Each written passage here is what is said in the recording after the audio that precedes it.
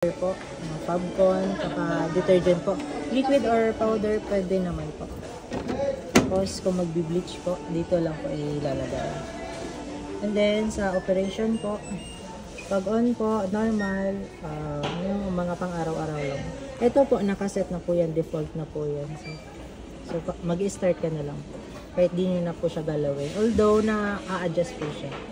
Pwede po siya i-customize. AI wash po, kung halimbawa, halo-halo yung lalaban yung mga tela, iba-ibang fabric, pwede po, para siya na lang po yung magde-detect nung niload nyo dyan. So, siya na lang po yung magko-control and magbabalance po ng ikot niya and lahat-lahat.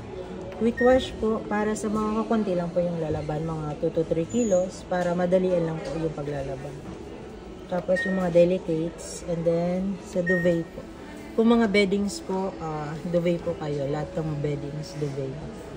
Tapos, itong download, yung ano lang po to, pag nag-connect kayo sa TeamQ application, pwede kayo dun mag-download through, application ni TeamQ ng mga cycle na wala po dito. Ito? Yes po. Tapos, pwede nyo po siya magamit through cellphone po. Tapos, pwede nyo dito, download lang. Ito po si Turbo Wash yun, para mas mapadali lang po yung paglalaba po. Wait, so para ma-use yung app, need ito? Yes po. Pwede naman po sa cellphone na lang i-access. Tapos, may strong wave din po siya, additional function. Pwede nyo siya, long press nyo lang po. 3 to 5 seconds po. Para lang, kasi strong wave po ang purpose niya lang, lakas lang po yung force ng water. If ever po na madudumi yung lalaban nyo or lalo beddings, pinapalakas niya lang yung force. Tapos, may scent plus din po na tinatawag. So, bali, ano lang po ito, ma'am. Kung gusto nyo po na mas ma-penetrate yung fabcon na nilagay nyo dun sa damit. Halimbawa, medyo maano po yung nilagay nyo. Papatagalin niya yung fabcon. Yes po. Ibabad-bad niya.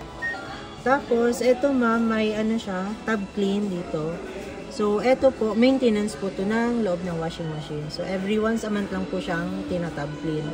Once a month tab yes clean. Po. If everyday Paano po ang kayo. pag-tab clean sa kanya? Ito ma'am, na press nyo Press? lang po. 3 to 5 seconds. 3 to 5 seconds. Yes. Once a month. Kung everyday, ano siya ma'am, yung tubig po, nililinis niya po yan, yung mga kasulok-sulukan dyan po. Yung dumi po na hindi nasasama sa pag-drain. Okay. So, kaya po siya tinawag na maintenance or self-cleaning. So, once a month siya ma'am, if ever mo na everyday po nagwa-wash, pwede siya twice a month. Si once a month kasi ma'am, kung madalang kayo maglaba, ba weekly, ganun. Tapos, ito ma'am, may makita kayo dito. Delay and ito, preset lang ito ma'am. Madi-delay lang yung pag-wash niya po. Halimbawa, 3 hours po minimum. After 3 hours, saka lang po siya mag-start. Ito naman ma'am, sa wifi po, ito, kung ipo-connect nyo siya, 3 to 5 seconds nyo rin, hold nyo lang din po. Para ma-connect nyo siya sa wifi. So, umilaw na yun. 3 to 5 seconds. Valid. What yung timer? So, timer po, for ano lang siya. Para mag-delay.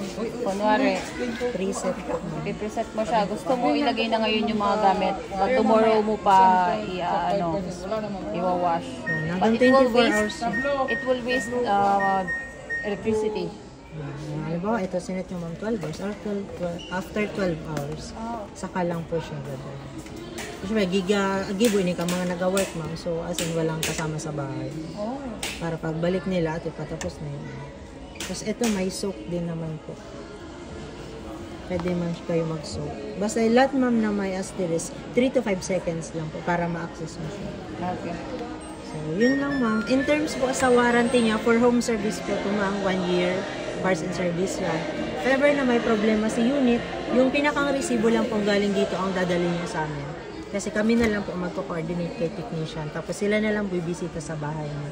Okay. Sa replacement naman po ma'am, wala kaming 7 days replacement. As long as po ma'am,